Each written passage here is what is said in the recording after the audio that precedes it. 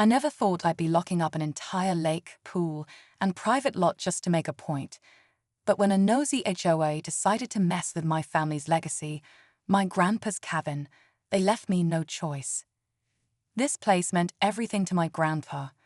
He built it with his own hands back in the 70s, a quiet little cabin tucked away by the lake. After he passed, he left it to me. No mortgage, no drama, just peace, memories, and a place that always felt like home. But that changed fast when the Homeowners Association came sniffing around. At first, it was just the usual annoying stuff. Notes on the door about the unapproved mailbox, a warning about improper parking. Harmless enough, until one weekend I drove up to find the locks changed. No notice, no call, nothing. Just a brand new deadbolt and a smug little sign taped to the door saying the property was temporarily secured pending review. That's when I found out the HOA board had held some closed-door meeting where they decided I wasn't in good standing. They claimed some made-up violations gave them the right to take control of the property. I couldn't believe it. My name's on the deed. This was my family's place. I knew right then I couldn't let them get away with it. What the HOA didn't know is that my grandpa didn't just leave me the cabin, he left me keys, maps, and rights to parts of the shared community land, including access roads, a private dock, even a maintenance gate to the community pool. I had the paperwork, I had the proof, so I started locking things down, just like they did to me. One by one, access disappeared. No more weekend dips in the pool, no boat launches, no shortcuts to the lake. At first, they didn't notice. But when residents started calling, when the HOA board realized what was happening, things got real ugly real fast. And just when I thought they'd back off, they hit me with something even worse. I got a certified letter in the mail a few days later. Inside was a cease and desist order from the HOA's lawyer, claiming I was interfering with community access and threatening fines of up to $500 a day. They called it malicious obstruction. I called it standing up for what's mine.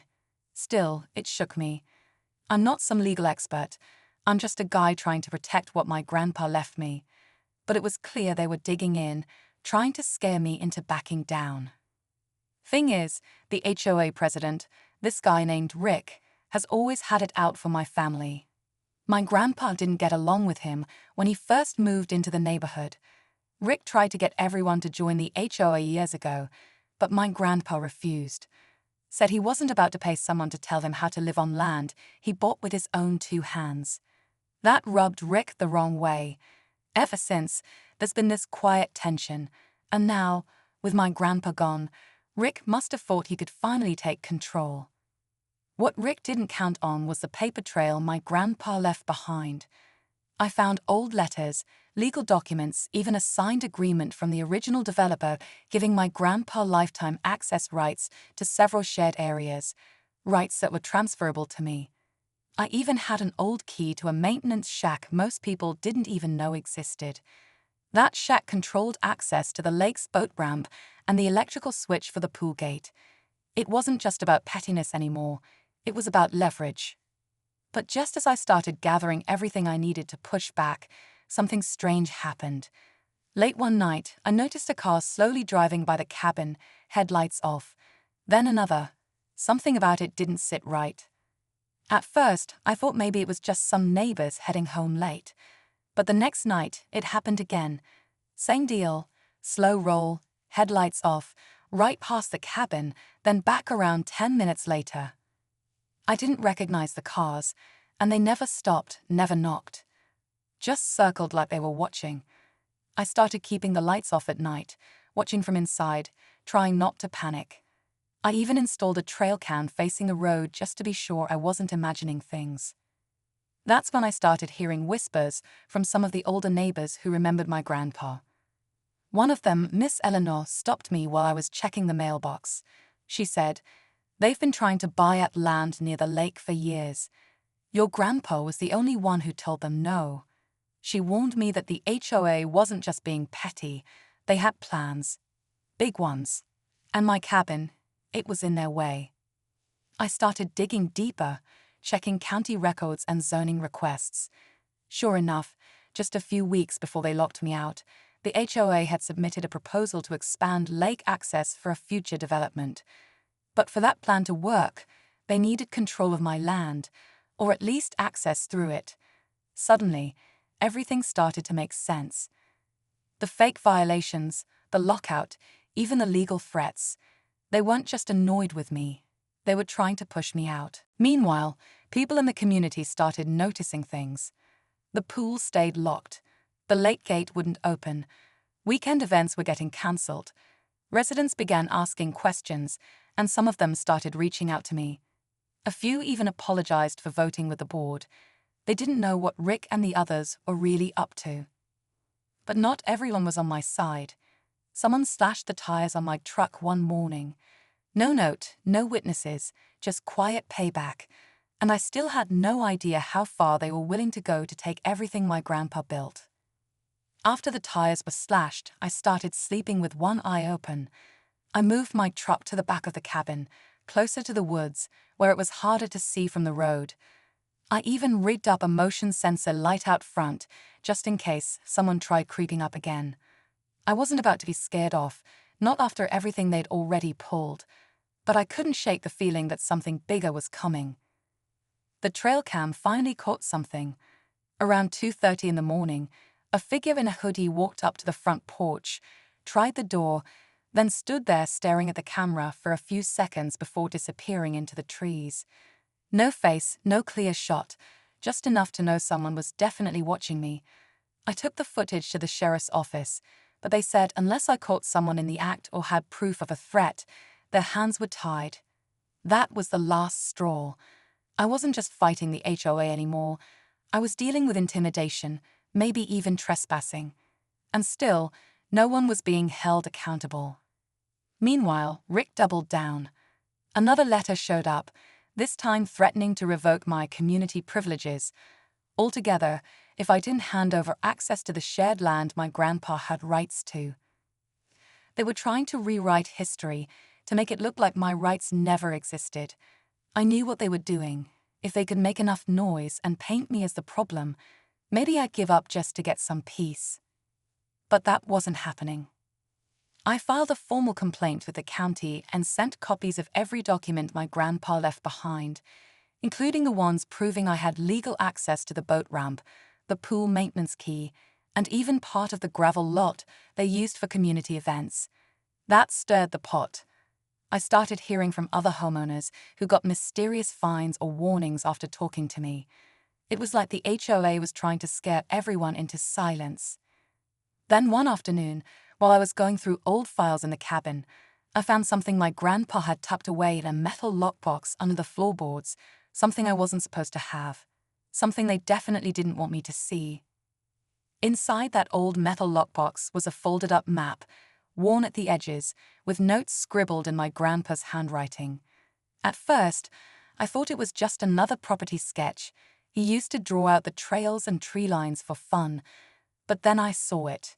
In the corner, marked in red ink, was a small section labeled Private Utility Easement, Original Agreement filed 1982.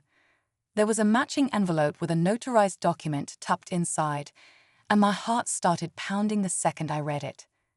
Turns out, my grandpa had signed an agreement with the original developers when the community was first being built.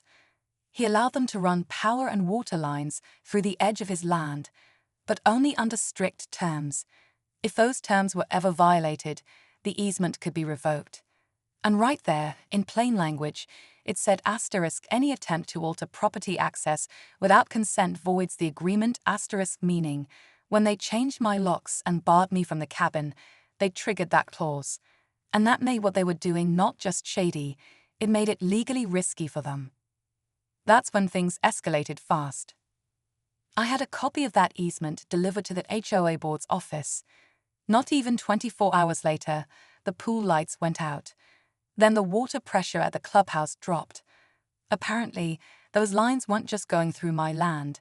They were relying on it. I didn't touch a thing. I didn't have to. But the board acted like I flipped a switch. I got another warning. this time hand-delivered by someone who didn't even introduce themselves. No name, just a clipboard, a glare, and a demand to resolve this immediately. But what really shook me was what came next. Later that night, I came back from town and found the cabin door wide open, lights on, no broken glass, nothing stolen, just open, like someone had been inside, but wanted me to they didn't need to break in anymore. My heart dropped the moment I saw the door wide open.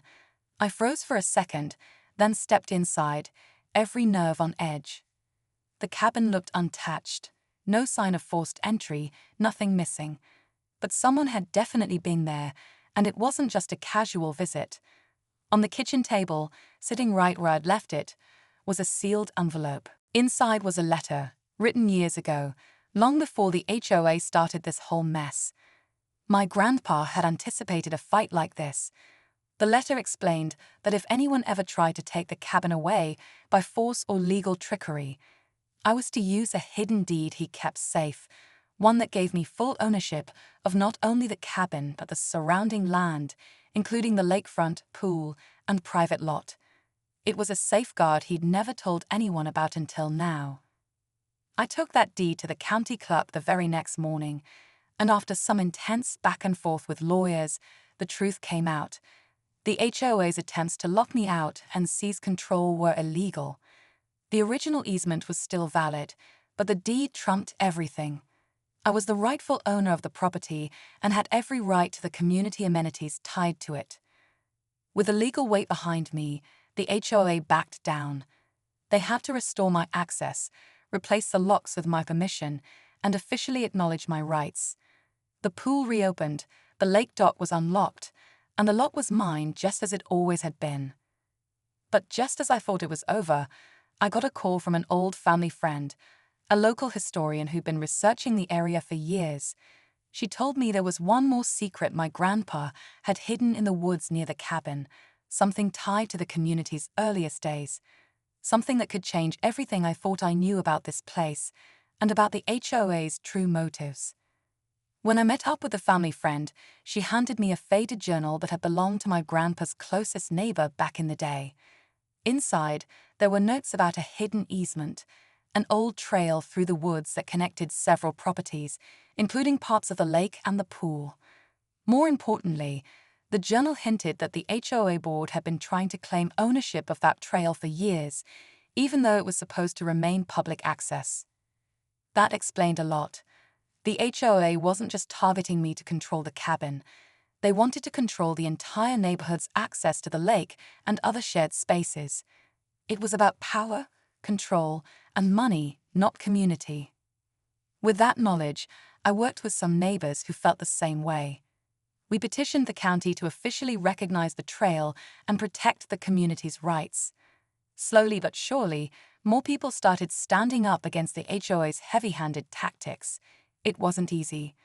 There were long meetings, legal papers, and a lot of heated conversations. But in the end, the community came together. We reminded everyone that a neighborhood isn't just about rules or fees, it's about respect, history, and shared memories. Looking back, this whole ordeal taught me how important it is to know your rights and to stand up for what's rightfully yours, even when the odds feel stacked against you. My grandpa's cabin was more than just a place. It was a symbol of resilience and family legacy.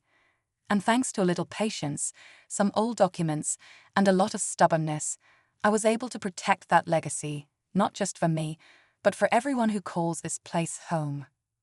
So if you ever find yourself up against something unfair, remember, sometimes the key isn't just about holding the locks, it's about holding onto the truth.